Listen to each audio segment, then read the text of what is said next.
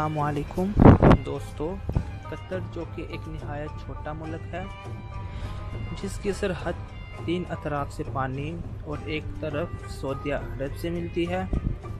قطر جسے سعودیہ عرب کا قریبی اتحادی سمجھا جاتا تھا، اب اس کا جھکاؤ ایران کی طرف نظر آتا ہے۔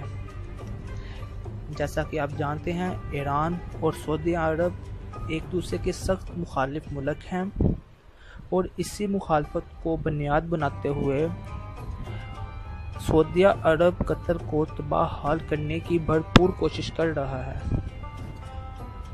اس کی تازہ ترین چال قطر کا زمینی راستہ ختم کرنے کی ہے۔ جی ہاں، سعودیہ عرب قطر کی اپنے ساتھ جڑی ہوئی سرحد پر ایک نہر کھودے گا جس سے قطر کا زمینی رابطہ دنیا کے کسی بھی ملک کے ساتھ نہیں رہے گا، جس کی وجہ سے قطر کو دوسرے ممالک کے ساتھ تجارت کرنے میں نہایت مشکل پیش آئے گی۔ اس کی ایک وجہ قطر کا ٹی وی چینل الجزیرہ بھی ہے، جو مسلمانوں کے حق میں آواز اٹھاتا ہے اور یمن و شام میں سعودی بربریت کی کھل کر مخالفت کرتا ہے۔